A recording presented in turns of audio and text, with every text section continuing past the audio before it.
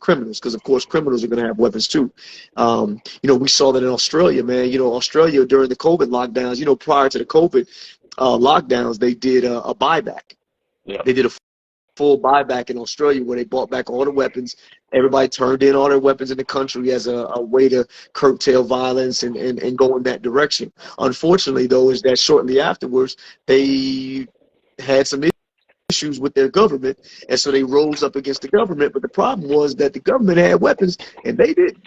You know what I'm saying? And the government was Yeah, like, I guess remember what? that. They had some pretty big protests in like Melbourne and Sydney because of the law. Your Pretty much really connection's really crazy. Sorry, man. They've been on pretty bad lockdowns for almost 2 years. I remember when all that happened. But yeah, like what you're saying is true. Like the people who want gun control are people who live in a world that we've created with violence. They have been in such a safe mode of thinking that like people don't need guns. Why would you need guns? You have the police, you have the government, and they don't see the bigger picture. They don't see the rest of the world. Like the rest of the world doesn't believe that.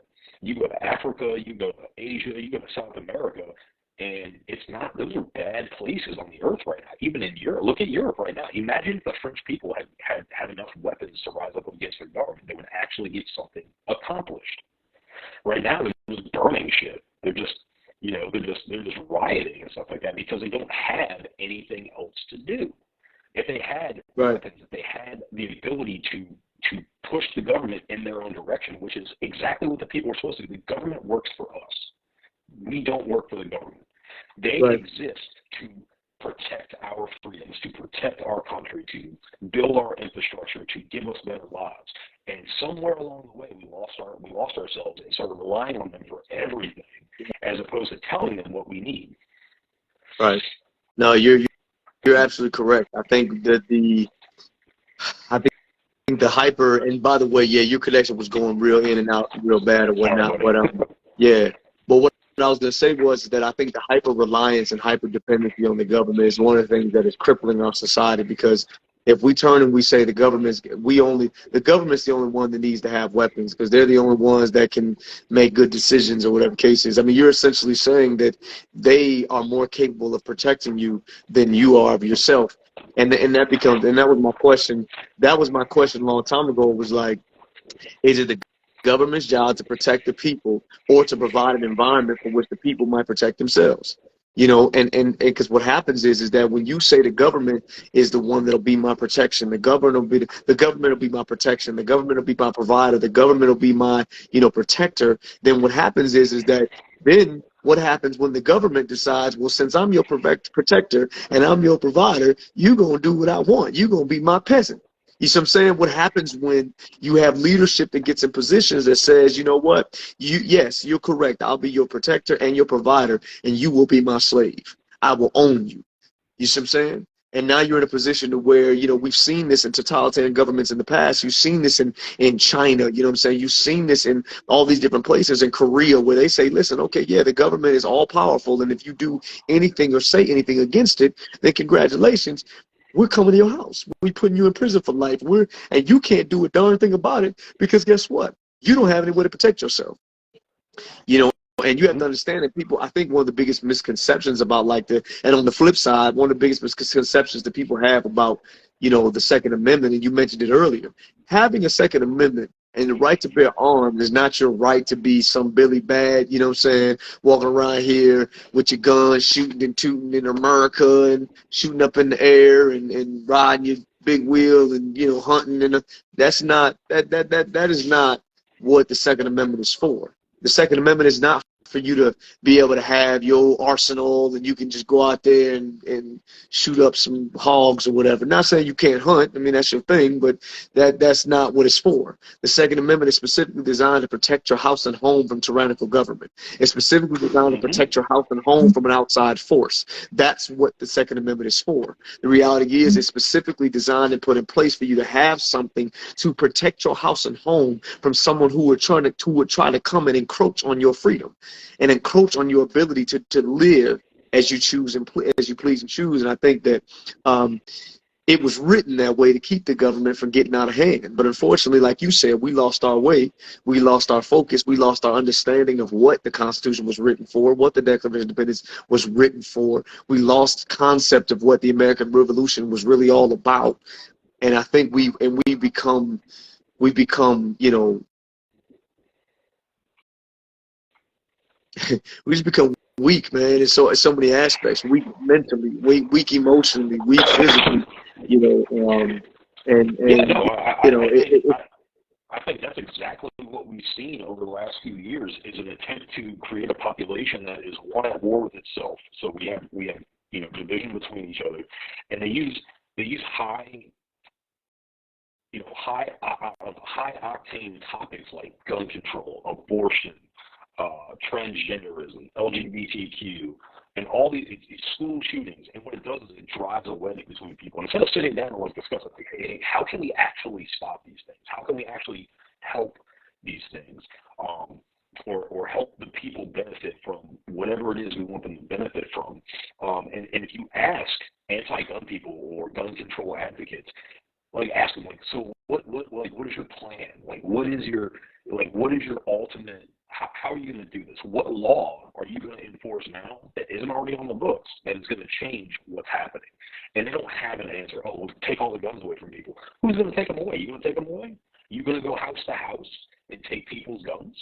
You're going to go to every gun? You know where there hasn't been a mass shooting at? And you have to look it up on the internet because I don't know if it's happened in recent history. At a gun show. No one's been shooting up gun shows, and there's plenty of guns there to be had because you don't shoot up places where people are armed. You don't look for hard targets. You look for soft targets. Right. Okay? And a armed people is a hard target. Okay? Now, you can look hard. You can walk around looking hard. You keep your hands out your pockets. You're always looking over your shoulder. You stay situationally aware. I can promise you that people who are looking for a weak target will not want to target you as much as they will the person walking with their hands in their pockets or the person that is, always on their cell phone, not paying attention to the surroundings and stuff like that. There are ways that you can actually become a harder target. And I'm not talking about like being a Billy Badass. I'm just talking like if you have situational awareness, you can avoid a lot of dangerous situations. So put yourself in situations that put you in danger. Right. I go to the movies. I go to the movies by myself all the time. All right. You know what I don't do? I don't go to the movies drunk.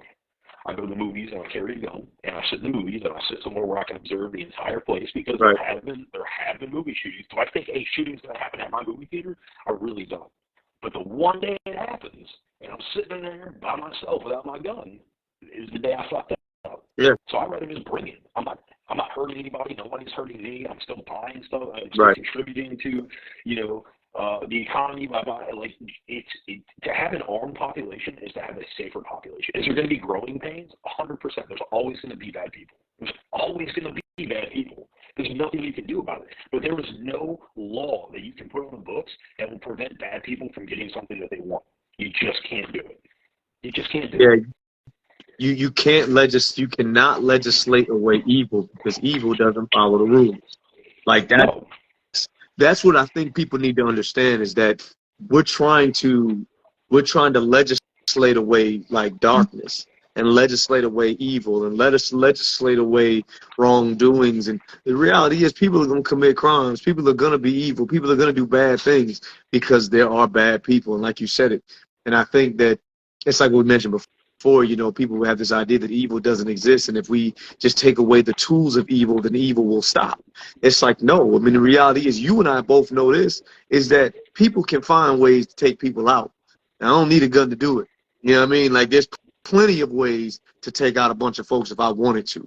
There's plenty of ways to do that, and I think that, and am I saying that, we can't look at some of the laws that are on the books and see where maybe we could adjust and where maybe we could enforce, all that kind of stuff. But, I think, I just think that people have a misunderstanding of what's really going on, how effective guns really are, how often they're actually used in the average person's life. And of course, the media is going to magnify and highlight these particular incidences for the purpose of pushing an agenda. Because what I find interesting is that most of the government and the media, they don't really care about gun control in real life. They don't really care about gun violence in real life. They use it as a means to fearmonger the people into giving them control. That's the reality. Regardless of what you, like anybody who's listening or who listens to this, regardless of where you stand on the issue, understand this. The government does not care. The government does not care about gun violence. The government does not care about your guns. The government the government cares about control. The government cares about how deep can I get into your life. The government cares about what is convenient. Because guess what? If you go back a couple years, the government advocated for weapons, for everybody to get guns and be and all for it and wanted people, yes, you have a right to bear arms. The government advocated for it. Then you fast forward, the government flips and says, oh no, we need gun control. The government will turn around, they'll say that, we are moving forward, and the government is a walking contradiction. The hypocritical nature of politicians, you have to understand is that that's what you're dealing with. And I hate to say it, but 8 out of 10 of the politicians have their own personal private interests and agendas. If you don't think think about it. We have a medical system that profits off of sick people. Think about that. Like you have a whole system that is specifically designed to make profit the sicker people get. And you're telling me that they're here for you? You're telling me that come on, man. Like, let's think about this. You think the government has your best interest in mind when this is the same government that has done experiments on their own people. The same government that has, that has taken people out who have disagreed with it. The same government that advocates for the relinquishing of your freedom and authority. The same government that does shady behind the back door deals with other countries that are your enemies, that sells our allies. You're talking about the same government that turns around and sends young men to war that old people start, that they don't really have any real interest invested in. Like, let's be real. Like, we're talking about the same government, and so Yeah, I think that. Go ahead. I work in a country that is, I work in Iraq. Iraq has been in turmoil for many years now. You can obviously, it's definitely a lot of our fault, since we took out Saddam and destabilized the Middle East, and now it's kind of losing. The Middle East is no longer the focus of the world. Now it's shifting more to Asia and Europe. But these younger generations of Iraqis, the ones who kind of were kids during the war or were born after the war, they're much more westernized. They're much more progressive. They actually like it better because now, when something happens, now don't get me wrong, when you protest against the Iraqi government still here, it's dangerous because last time they protested, I think it was like 2019, they killed like 500 protesters, right? The military went out there, they don't put up with it. It's not like being in America, all right? One person dies during a protest and we lose our minds. Over here, like 400 people died in one day.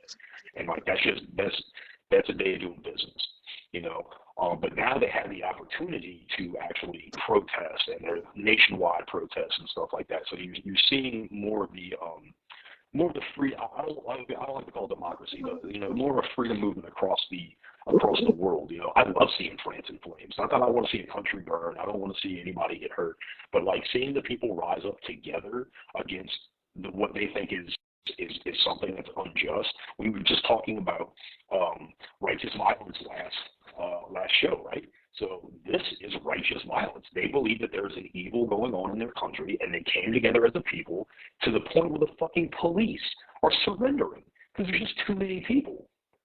And that's exactly what the Second Amendment is about. Because I guarantee there's not one city in the United States that the government could walk into and take over.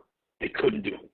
The military won't do it because, first of all, the new generation of people in the military are weak, and the older generation of people in the military are not going to turn their guns on their own people.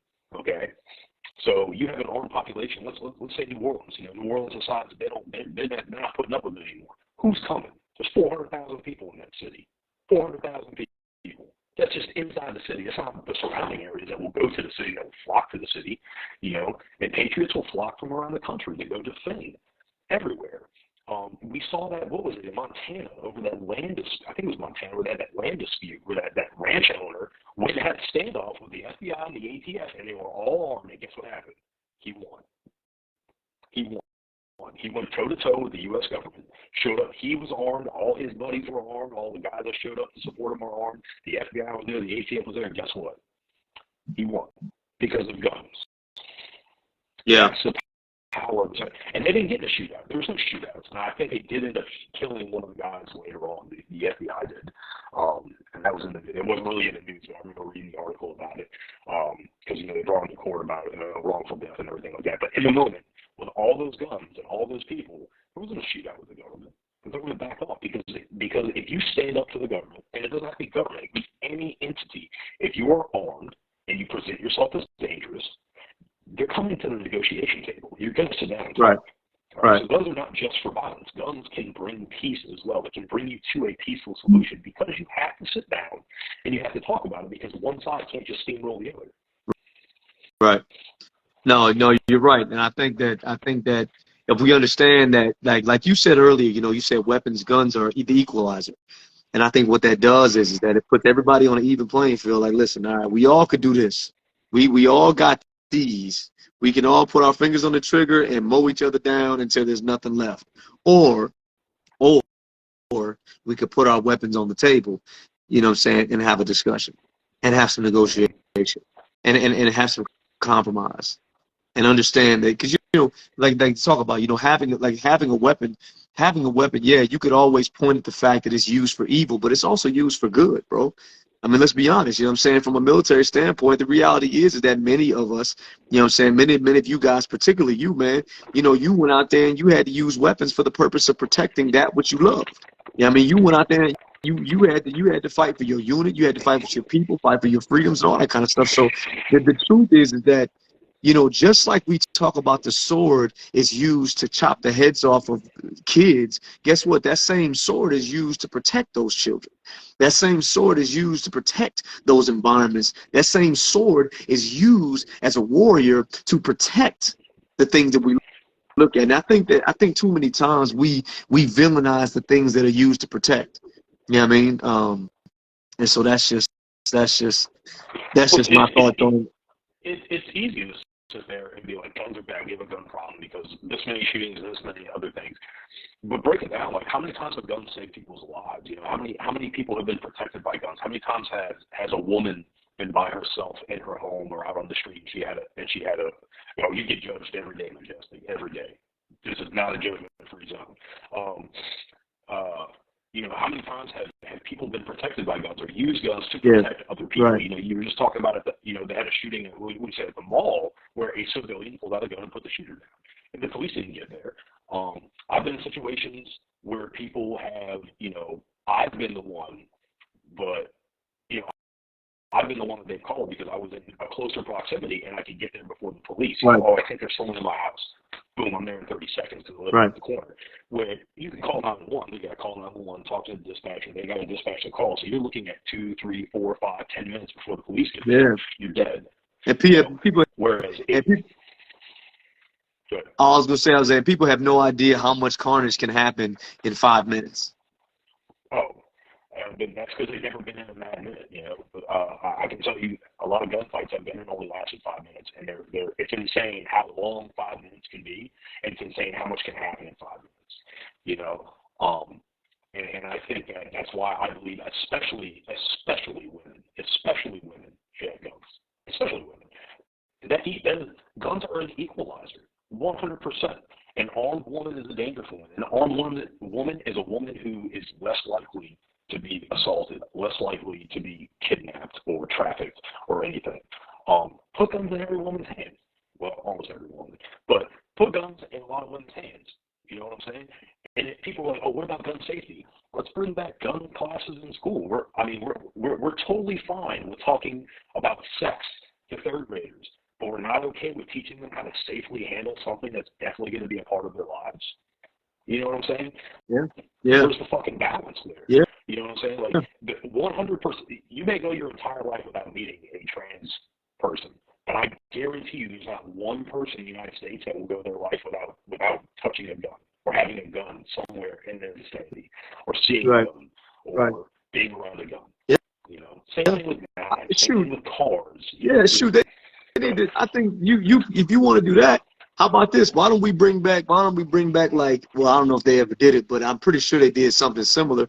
But bring like self-defense classes in school. You know what I mean? Bring things like that in schools. You know what I Mm-hmm. mean? They used to do like home ec and they used to do physical fitness tests and all that kind of stuff. Bring that back. Build stronger young people. You know what I mean? Build stronger youth. And then you put them in a position where the gun will be their last resort because you've trained them to be physically fit, to be warriors, to be trained, to be protectors and all this kind of stuff. I mean, you know, women are able to defend themselves more. Like, I guarantee you, you'll have a lot more, you'll have a lot less, I think, you'll have a lot less, you know, sexual assault situations if you train more young people, girls and boys, in self-defense. Like Yeah. I think you will have a lot less violence. Personally, I think if more people are capable warriors, you will have a lot less senseless violence. That's just my thoughts. Absolutely.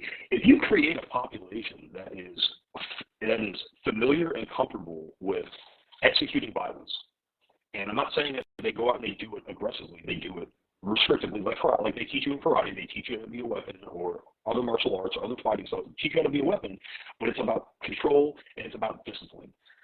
I was a brand new mama with a 43 in my baby bag. Exactly. Hey, Exactly. And I know where you live too. I know why you had man, I it. wish you would. You know, Or you right. thought this was milk. Okay, come on, get this work. You thought you had a toy up in that mug. Oh, I'm sorry. Would you like some fruit snacks and a 45? You know? Yeah, exactly. Yeah. I just think there's such a better way. I think I understand that there are people who genuinely believe that we need gun control, and I understand their argument. And that's the thing. It's not that I don't understand it. I don't agree with it. I think that they are approaching it from a position where they believe that they can have a world without bad people in it. And if you approach it with this nonchalant, or this belief that eventually we will have a perfect world, then yeah, gun control would work. But unfortunately, we're never going to have a perfect world. Evil will always exist in whatever form you believe it takes. And I promise you that an armed and dangerous population is a much safer population. Like I said, there's going to be growing pains, but I promise you, if some kid gets an attitude and decides he wants to shoot at the school, but he knows that there's a security guard at the front, a security guard at the back, and every teacher's carrying, he ain't going to shoot that school up. He can get mad all he wants. Right. Ain't no violence going to go down in that school. Right. You know, and I'm just using schools as an example. I think all places that you feel that would be unsafe should be armed. You know, Yeah. I think if you have a completely armed population with plenty of guns, it doesn't have, not everybody has to have an AR-15 or an AK-47. But if everybody was familiar with weapons, familiar with fighting, familiar with being dangerous and prosecuting violence, you have a much safer world. Yeah. I agree. That's it, man. That's all. That's really all I got to say about it. Yeah. Hey, safety comes through preparation and strength. Yeah. Yeah. But hey, with that being said, man, it's right there. That was a perfect way to end it, I think, because we right there at the hour joint.